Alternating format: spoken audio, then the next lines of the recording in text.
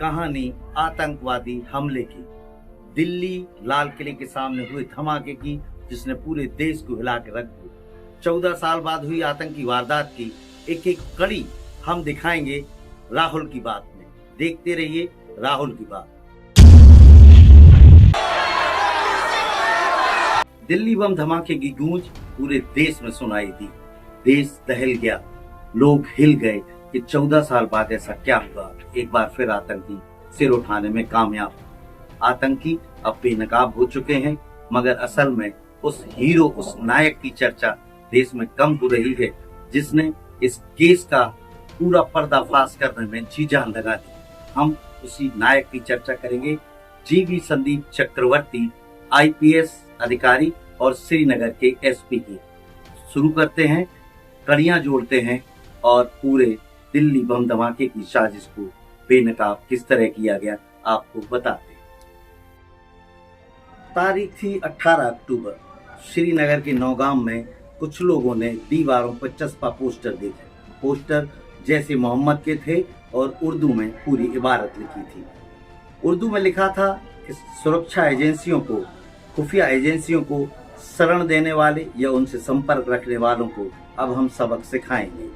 ये चर्चा आम लोगों से पुलिस तक पहुंची। चर्चा पहुंचने के बाद SP संदीप चक्रवर्ती ने एक्शन शुरू किया। अपनी पूरी टीम को लगाया और पता चला कि इस पोस्टर चस्पा करने वाले प्रकरण में एक मौलाना इमरान का हाथ था। इमरान के हाथ आते ही उससे इंट्रोगेशन हुआ और उसके बाद नाम आया डॉक्टर आदिल का। इमरान के जरिए डॉक्टर आदिल का नाम आते ही IPS चक्रवर्ती के रोंगटे से खड़े हो गए। आखिर ये क्या था? एक डॉक्टर इतनी बड़ी आतंकी वारदात में कैसे शामिल हो सकता था? इसके बाद आदिल की तलाश हुई। पता चला कि आदिल श्रीनगर से MBBS करने के बाद अनंतनाग जिले में हॉस्पिटल में नौकरी करता था। 1 साल पहले वह नौकरी छोड़कर यहाँ से जा चुका था। अब तलाश आदिल की होना थी। आदिल के बारे में पता चला कि सहारनपुर के एक प्राइवेट मेडिकल कॉलेज में वह नौकरी करता है। पिछले महीने उसकी शादी हुई है। शादी भी एक डॉक्टर से हुई। उस शादी में सहारनपुर के डॉक्टर शामिल होने आए। इसके बाद कश्मीर से, श्रीनगर से पुलिस की टीम सहारनपुर रवाना होती है और 8 नवंबर को आदिल को गिरफ्तार कर लिया जाता है। आदिल से पूछताछ में एक और नई कड़ी जुड़ती है। उसका नाम है डॉक्टर मुजम्मिल। मुजम्मिल के बारे में पता किया। पता चला कि अनंतनाग से नौकरी छोड़ने के बाद मुजम्मिल फरीदाबाद के अल-फलाह मेडिकल कॉलेज में अध्यापन का कार्य कर रहा है। इसके बाद पुलिस ने मुजम्मिल की तलाश शुरू की। इस बीच में एक घटना ये हुई कि आदिल के अनंतनाग कॉलेज के लॉकर को जब तलाशा गया तो उसमें AK-47 रखी हुई थी। AK-47 के साथ जब आदिल के साथ इंट्रोगेशन हुआ तो सारी कड़ियां धीरे धीरे जुड़ने लगी।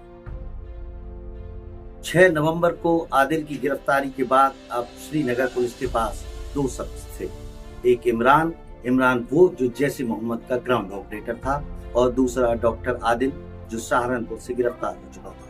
दोनों को आमने सामने उठाकर पूछताछ शुरू होती है। डॉक्टर आदिल बताता है कि उसका एक साथी है डॉक्टर मुजम्मिल, जो अनंतनाग में उसके साथ नौकरी करता था और 1 साल पहले नौकरी छोड़कर फरीदाबाद के अल-फलाह मेडिकल कॉलेज में जा चुका था। अब श्रीनगर पुलिस फरीदाबाद जाती है और फरीदाबाद पुलिस के साथ डॉक्टर मुजम्मिल की तलाश शुरू होती है। Doctor Muzammil Al Falah medical college में गिरफ्तार कर लिया जाता है। जब मुजम्मिल से पूछताछ होती है तो 2 नए नाम सामने आते हैं। डॉक्टर साइना जो लखनऊ की रहने वाली है और उससे 5 साल बड़ी, लेकिन पता चलता है कि मुजम्मिल और साइना रिलेशनशिप में थे। और एक और डॉक्टर उमर जो श्रीनगर का ही रहने वाला था और वह भी वहाँ नौकरी करता था।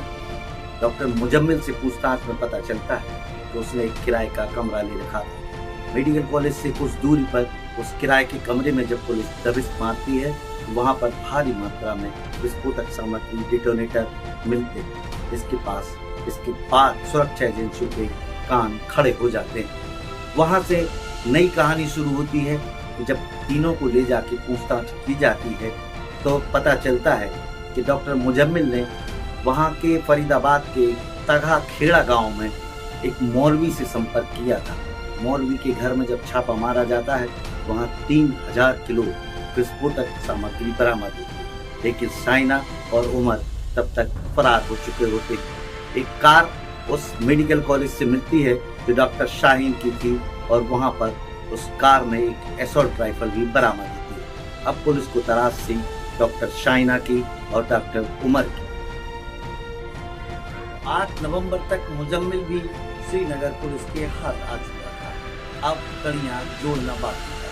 शाहीन की गिरफ्तारी लखनऊ से होती है। Doctor Shaheen, doctor Adil, doctor Muzammil और ग्राउंड का नेटवर्क चलाने वाला इमरान श्रीनगर पुलिस के हाथ में, मगर किसी को इस बात का अंदाजा नहीं था कि आने वाले 2 दिनों में क्या होने वाला है।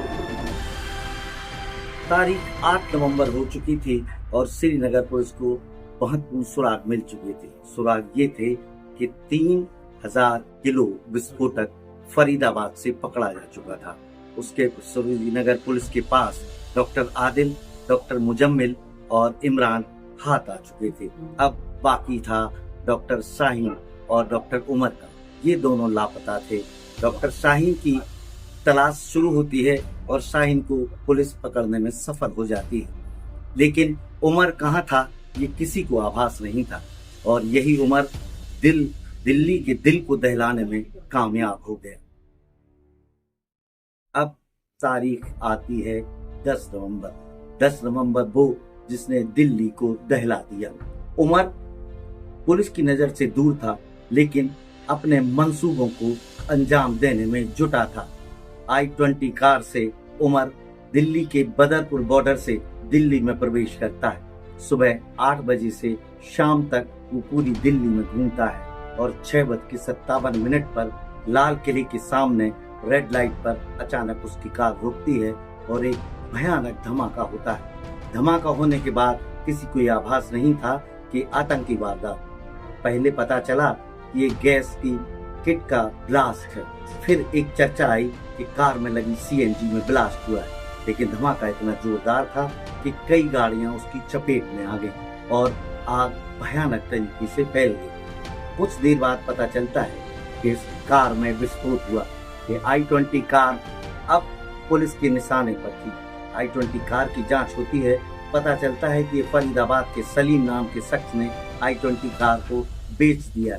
सलीम के हिरासत के आने के बाद एक और नया राज खुलता है कि ये कार 1 नहीं 2 नहीं 3 बार बिक चुकी थी और जम्मू कश्मीर के शख्स के पास ये कार थी। अब तक 12 लोगों की विस्फोट में मौत हो चुकी होती है, लेकिन इस मौत का जिम्मेवार उमर था। क्या कार में जो लाश के चीथड़े मिले थे वो उमर के थे या किसी और के थे, अभी तक एजेंसियां पता नहीं लगा पाती हैं। 10 तारीख को हुए इस धमाके ने पूरे देश को हिला दिया। गृह मंत्री मौके पर पहुंचते हैं और घटनास्थल का निरीक्षण करते हैं। इसके बाद जांच आगे बढ़ती। दिल्ली बम धमाके में अब तक doctor Adil, doctor Saina, doctor Muzammil, doctor Parvez की गिरफ्तारी हो चुकी है। सवाल ये कि आखिर ये पढ़े लिखे लोगों को कौन बहका रहा था? ऐसे पढ़े लिखे लोग मौलवियों के चक्कर में कैसे आ गए और उन्होंने इतनी बड़ी वारदात को अंजाम क्यों दिया? इनसे सवालों की जानकारी चल रही है, एजेंसियां पूछताछ कर रही हैं। सबसे बड़ा सवाल ये कि जब 9 तारीख को फरीदाबाद में 3000 किलो विस्फोटक बरामद हुआ, तब दिल्ली में बैठी सुरक्षा एजेंसियां चौकन्नी क्यों नहीं हुई? दिल्ली में सुरक्षा के व्यापक इंतजाम क्यों नहीं किए गए? अगर ऐसा हो पाता तो शायद ये धमाका करने में उमर कामयाब नहीं होता। दिल्ली को दहलाने वाले व्हाइट कॉलर्स आतंकवादी अब एक नया सवाल छोड़ गए हैं।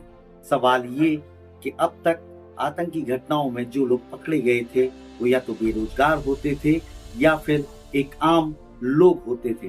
व्हाइट कॉलर आतंकी का ये नया कॉन्सेप्ट देश के सामने आया है। सुरक्षा एजेंसियों को इतनी बड़ी चुनौती है कि आखिर ये लोग किसके बहकावे में आ रहे हैं। जैश-ए मोहम्मद का कमांडर क्या क्या कर रहा है?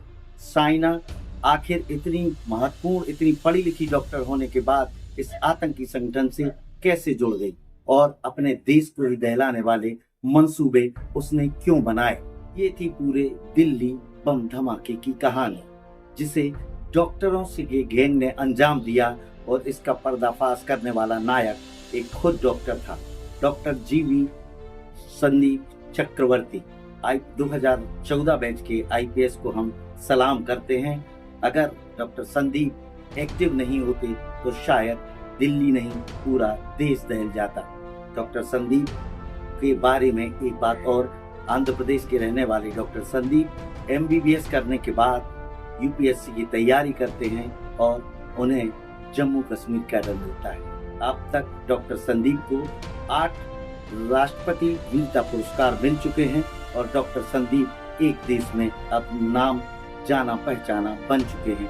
तो हम सलाम करते हैं ऐसे डॉक्टर्स को, ऐसे शूरवीर आईपीएस को, जिसने एक छोटे से पत्र की तफ्तीश करके इतने बड़े नेटवर्क का पर्दाफाश किया। देखते रहिए राहुल की बात।